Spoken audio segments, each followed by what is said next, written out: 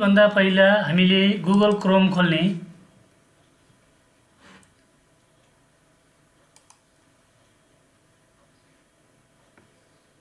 Google क्रोममा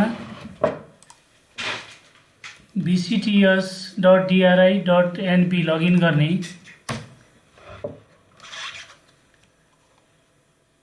त्यसपछि यहाँ user name type गर्ने। युजर नेम राख्ने ठाउँमा यो युजर नेम टाइप गर्यो, त्यसपछि पासवर्ड टाइप गर्ने र साइन इन गर्ने।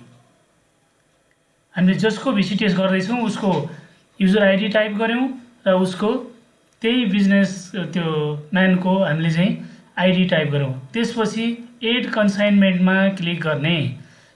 त्यसपछि अहिले यस्तो आएको छ भेहिकल नम्बर, यसरी सिधै भेहिकल नम्बर राख्न मिल्दैन, यो प्लस साइनमा क्लिक गर्नु होला। त्यसपछि भेहिकल क्याटेगोरी चुज गर्नु पर्यो। यसमा अब लु ना यस्तो छ भने जोनल भयो, प्रदेशको नामबाट आउँदा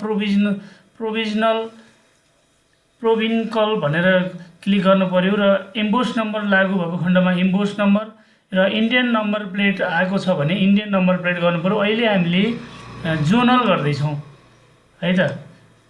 अब यो गाडी नम्बर रहेको छ लुबाट सुरु छ, त्यही भएर लु गरेँ मैले। अनि लट नम्बर छ लु 2 ख 2 छ। अनि स्याम्बल छ ख गरेँ मैले र भेहिकल नम्बर छ 627। यसलाई 4वटा अङ्क राख्नुपर्ने हुन्छ। 627 मात्र थियो, अगाडि 0 राखियो र यसलाई सिलेक्ट गर्ने। त्यसपछि ड्राइभरको मोबाइल नम्बर टाइप गर्ने ठाउँ आउँछ। यसमा रजिस्टर गरिएको ड्राइभरको नम्बरलाई हामीले के गर्छौँ भन्दा टाइप गर्छौँ र उसको अटोमेटिक यसरी नाम आउँछ।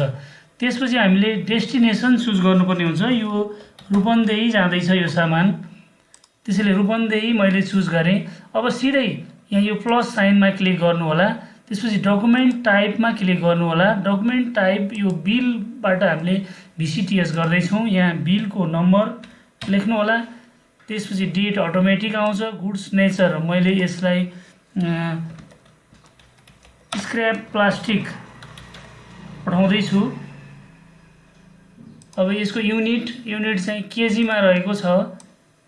क्वान्टिटी रहेको छ तपाईको 3520 केजी र यो भ्याट बिल तपाईले जब इस्यु गर्नुहुन्छ त्यसको ट्याक्सेबल एमाउन्ट यहाँ टाइप गर्नु होला। कति आउँछ यो 3520 को 18 को दरले यो 63360 आयो। अब सप्लायर्स को अब यसलाई ओके गर्नुपर्ने हुन्छ, राम्रोसँग हेरेर यो मिल्यो कि मिलेन, मिल्यो भने ओके गरिदिने। त्यसपछि सप्लायर्स को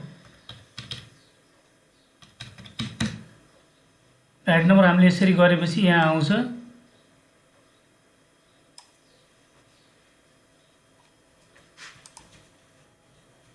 अनि यसपछि बायरको नम्बर लेख्नु पर्यो। यसमा बायरको नम्बर रहेको छ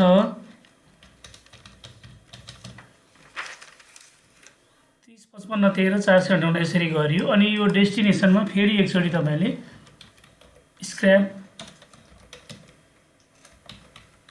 प्लास्टिक गरिदिनु होला अनि सेभ गर्ने। सेभ भइसक्यो, सक्सेसफुल्ली सेभ बन्यो। त्यसपछि हाम्रो काम सिधै कन्साइनमेन्ट लिस्टमा छ। एकैचोटि लिस्टमा गएर यो मेनुमा क्लिक गर्ने, कन्साइनमेन्टलाई लक गर्ने, यस भन्ने लक कन्साइनमेन्ट।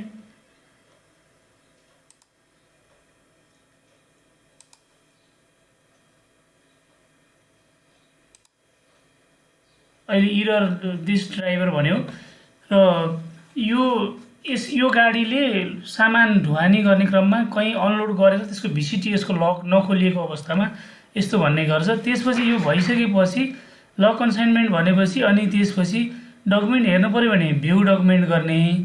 त्यसपछि यो प्रिन्ट गर्नलाई प्रिन्ट कन्साइनमेन्ट आउँछ।